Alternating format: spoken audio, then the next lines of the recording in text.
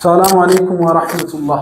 ሰሞኑ በተከታታይ ስለ ጀናዛ አስተጣጠብ የአከፋፈን ስርዓት እያሳያናችሁ ነበር። ዛሬ የምናሳያችሁ የሴት ልጅ የከፈን ስርዓትን ነው። አብራኝ ዘምዘም አለች። ዘምዘም የአፋቅ የልማት መረዳጃ እድር የሴቶች ጀናዛ ኻዲም ናት። ለሴት የጀናዛ አከፋፈን ስርዓት ምን ያስፈልጋል? አብረን እናሳያችኋለን።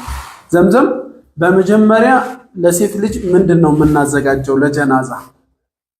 በመጀመሪያ ደረጃ የሴትና የወንድ አከፋፈን የሚለየው ሴቶች በአምስት ከፈን ነው የሚከፈነው። ማለትም ቀሚስ አለ፣ ውስጥ ልብስ አለ እና ሂጃብ ከነኒቃባ ሲል አንድ ነው ሂጃቡ። ኒቃብ ይመለሳል አንድ ላይ። ሴት ልጅ በህይወትም እያለች ሞታም ትሸፈናለች ማለት ነው። ማሻአላህ። መጀመሪያ አሁን ሲሞት ደግሞ ይለብሳል። ወደ ስራ እንገባለን። ቀሚስ ነው የሚቀድመው። ቀሚስ እናዘጋጅ። ቀሚስ ለማዘጋጀት ምን ያህል ጨርቅ ይፈልጋል? ስንት ሜትር ጨርቅ? ማክሲመም 3 ሜትር እንቀድና ለሁለት ሜትር ከ50 ሜትር ከ50 ለሁለት ጀናዛ ይሆናል ማለት ነው። ይሄ እንደምትመለከቱት 3 ሜትር ነው። 3 ሜትር ጨርቅ ነው። ሙሉ ቁመቱ 3 ሜትር ጨርቅ ነው። ይህ 3 ሜትር ጨርቅ ለሁለት ጀናዛ ቀሚስ ያገለግላል ማለት ነው። ቀሚሱን የምንሰራው እንዴት ነው? ይሄን እኩል እንዲናጥፈዋለን። እጠፊውና እኩል ቦታ 3 ሜትሩን እኩል ቦታ በዚህ ልክ ካጠፍነው በኋላ ምን እናድርግ? ዘምዘም አሁን ደግመህ ማጠፍ ድጋሚ ወደዚህ እናጥፈዋለን። ቀሚስ ሲዘጋጅ ነው በደንብ ይው የሴቶች ቀሚስ ሲዘጋጅ። ከዛ ምን እናድርግ? አንገት እናወጣለታለን። እዚህ ጋር አንገት ሲወጣ ሰያፍ በድፍኑ በኩል ቤት ውስጥ ምናልባት ሲያዘጋጁ በድፍኑ በኩል እንደዚህ ይፈቱታል። እንደዚህ አይነት ስፌት አይኖረውም። ያው ሲሰራ ማለት ሲሰራ ቀጣይ ስራ ምንድነው የሚሆነው? ለሁለት እናካፍለዋለን። በምኑ በኩል? ይሄም በድፍኑ በኩል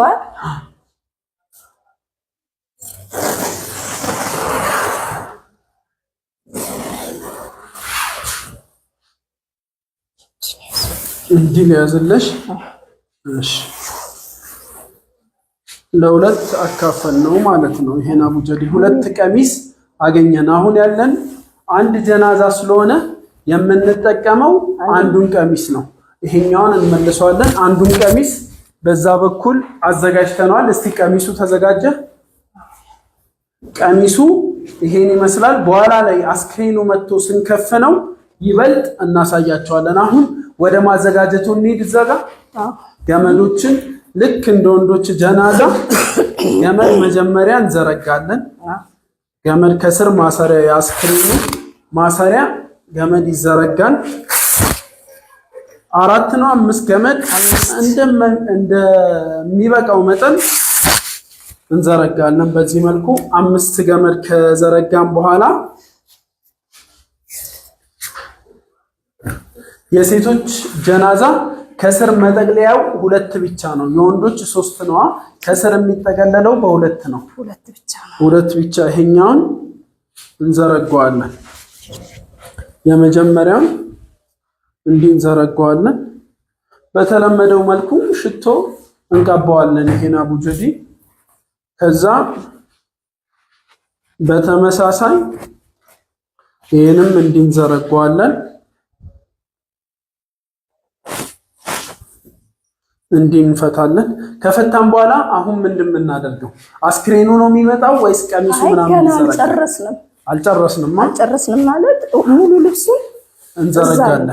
መጀመሪያ ሂጃቡን እንዘረጋለን።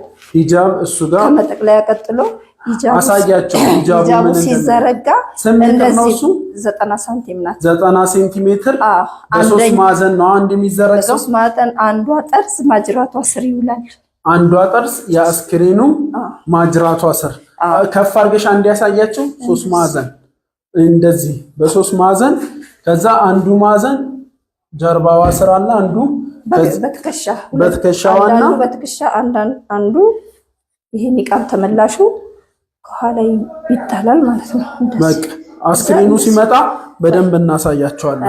ይሄው እንደዚህ ነው። እንደዚህ እናስቀምጠዋለን። ከዛ ቀሚስ ቅድም ያዘጋጀነው ቀሚስ አለ። ይህ ቀሚስ ምንም አይነት ስፌት የሌለው ነው። ስፌት የለውም። እንዴት ቀሚስ እንደሚሆን ደግሞ በኋላ ታሳያቸዋለች። ቀሚስ እንዴት ይሆናል? አሁን እንደዚህ ተዘርግቷል። እንደዚህ በግማሽ አጥፈነው ማለት ነው። በግማሽ አጥፈነው ከፈኑ ከላይ እናደርገዋለን። በዚህ ልክ አደረግን በኋላ አስክሬኑ ነው የሚመጣው። ይነጠላል። እቺ ነጥለን ስትመጣ ይመለስበታል። ይሄ እንደዚህ ነጥለን አንዷን ነጥለን ወደ ማጅራቷን እንወስዳለን። ይሄ ለምልክት ነው። ጠባብ ይመስላችኋል? ጀናዛ ሲመጣ እንዲመተርተር እንችላለን ማለት ነው። እንደዚህ በዚህ መልኩ ከፈኑን አዘጋጅተናል። ውስጥ ልብስ አለ። ውስጥ ልብስ 5 ሙላን 5 አልሙላን የሚቀርታ ውስጥ ልብሱ 1 ሜትር ነው። 1 ሜትር ናት። እቺ ውስጥ ልብስ 1 ሜትር ናት። መሀል ላይ በዚህ በኩል እንዲዘረጋ ነው። አሁን ከፈን ጨረስን መሰለኝ። እንደ ወንዶች ሽቶ እንጠቀማለን። በደንብ እናደርጋለን። ሽቶ በደንብ እንጠቀማለን። እዚህ ላይ አጠቀምን። ያው ስንሸኝ ግን የሙስሊም ጀናዛ እየሸተተ ነው መሄድ ያለበት። ሴትን ብትሆን ሽቶ በደንብ ይደረግላታል። እንደገና ደግሞ አራስ ልትሆን ትችላለች። አክሲደንት ሊሆን ይችላል። ለዛ ጥንቃቄ ላስቲክ እንደ ገውዝ አፋዛ ፓምፐርስ ጥጥ እንጠቀማለን። ምናልባት አክሲደንቱ ካለ ነው። በኖርማል ጊዜ ዝም ብለን አናደርግም ነው ወይስ ለጥንቃቄ ሁሌ እናደርጋለን? የሚጓዝ ከሆነ ጉዞ ላይ ሊንቀሳቀስ ስለሚችል ሴቶች ሰውነታችን ክፍት ነው፣ እንደ ወንዶች ሳይሆን ፍሳሽ ሊመጣ ይችላል ብለን ነው የምንገምተው። በእንቅስቃሴ በጉዞ ላይ ሊመጣ ይችላል። ሲቀጥል አራስ ስትሆን ደግሞ ምንጊዜም ይኖራል ፍሳሽ። ለዛ ከፈን እንዳይበላሽ ላስቲክም እንጠቀማለን የሚጓዝ ከሆነ። አለዚያም ደግሞ አጭር ከሆነ ጥጡን በቂ ሊሆን ይችላል። መርሃባ። በዚህ መልኩ አዘጋጅተነዋል። አሁን ደግሞ አስክሬኑን እናመጣውና እንዴት እንደምንከፍናት እናሳያቸዋለን። አስክሬኑ ከታጠበ በኋላ እንደዚህ አፍረተ ገላዋ ሳይታይ በዚህ መልኩ በፎጣ ተሸፍኖ መጥቷል። አሁን ከእጥበት ቀጥታ ወደ ከፈና አምጥተናል። የመከፈኑን ስርዓት እናሳያቸዋለን። ይሄ ፎጣ በምንም ታምር መነሳት የለበትም። ከቀኝ ነው የሚጀምረው፣ ከቀኝ ወደ ግራ በውስጥ በኩል ማለት ነው። በውስጥ በኩል ፎጣ ሳናነሳ ይሄው ከዛ ፎጣውን ማንሳት እንችላለን ማለት ነው። አሁን ይህም ፎጣ እናነሳዋለን። ማንሳት ይቻላል። ይሄው ምኗ ነው? ውስጥ ልብሷን አሳምረን አስተካክለን። ወንድ ነው ግን አስክሬኑ ለማስተማር ነው በሴት የምንጠራት። እናም ልጇ ነው። እንደዚህ ውስጥ ልብሱን እንዲህ አለበስናት። ቀጣይ ምንድን ነው ሂደቱ? ከዛ ቀሚስ ነው የምናለብሰው። ቀሚሱን እሱ ጋር ቆይ አንዴ አሳያቸው። ወደ ካሜራ ይግባና እንዴት እንደሚቀዱት አሳያቸው። እዚህ ተቀዷል። ቀድጄ አስተካክያለሁ። ከዛ ምንም ጀናዛ ሳይንገላታ ይሄው ቀሚሷን ለበሰች ማለት ነው። ከላይ ቀሚሷን ለበሰች ማለት ነው። እጇን ሰላት እንደዚህ ከቀሚስ ውጭ ይሆንና እጇን እንደዚህ በቃ ቀሚሷን ለበሰች። ቀጣይ ሂደት ሂጃብና ኒቃብ የተዘጋጀው የቅድሙ አለ። ሂጃባ ወደዛ ተሸፍ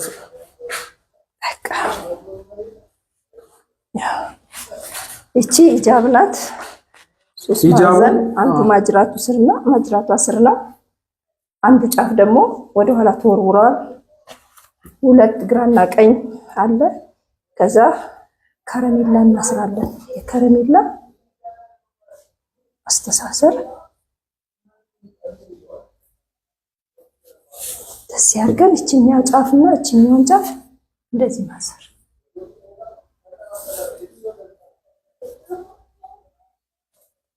አንገቱ ላይ በዚህ መልኩ ታስሯል። ከዛ ኒቃቧ ይመለሳል ማለት ነው ወደፊቷ። ሙታም በህይወት እያለችም ሴት ልጅ መሸፈን አለባት። ቀጣይ ሂደት የሚሆነው ያው ቤተሰብ መዘየር ሲፈልግ እንደዚህ አንስቶ ይዘይራል። ቀጣይ ይሄኛውን ያዩና ከቀኝ ወደ ግራ አንድ ዙር ይሄንም እናመጣውና ሽቶ እናደርጋለን። እሱ ችግር የለውም። ከግራ ወደ ቀኝ ያው ከዛ ከግራ ወደዚህ በተቃራኒ ጨረስን። አንዱ አሁንም ከቀኝ ወደ ግራ አሁን ወደ ግራ ከግራ ወደ ቀኝ በዚህ መልኩ ባዘጋጀነው ገመድ እናስረውና ቀብር ቦታ ሲሄድ እንዳያስቸግር ቀላል የሆነ አስተሳሰር ነው የምናስረው። አይደለም ችግር የለውም። መጥበቅ አለበት ከዳርና እናጠብቀዋለን። እዚህ ጋር ደግሞ ስናስር በቀኟ ስለምተኛ በግራ በኩል ነው ቀጠሮ መሆን ያለበት። ቀጠሮ ወደ ግራ ወሰድን። ቀላል እስር ነው በመናስ እንደዚህ ሸፕ ነው ለመፈታት። ያው እንደዚህ ሸፕ ነው የሚደረገው። ዳይሬክት ሄዳ በቀኟ ነው የምታርፈው። ይሄንን ግን ጠበቅ እናደርገዋለን። እዛ ደርሰው ለህድ ሲገባ ራሳቸው ስለሚስፉ እንግዲህ የኔ ስራ አይደለም። ይሄኛውን በዚህ መልኩ ጨርሰናል። ቀጣይ ክፍል የሚሆነው የቀብር ስነ ስርዓታችን፣ የሙስሊሞች የቀብር ስነ ስርዓት ምን ይመስላል? እኛ እንደ ህንዶች አስክሬን አናቃጥልም። እንደ ሌሎች እምነቶች ደግሞ ለሳጥን መግዣ ከፍተኛ ገንዘብ አናወጣም። ቀለል ያለ የቀብር ስነ ስርዓት ነው ያለን። ያን የቀብር ስነ ስርዓት አሳያችኋለሁ። ሰላም አለይኩም ወራህመቱላሂ ወበረካቱ።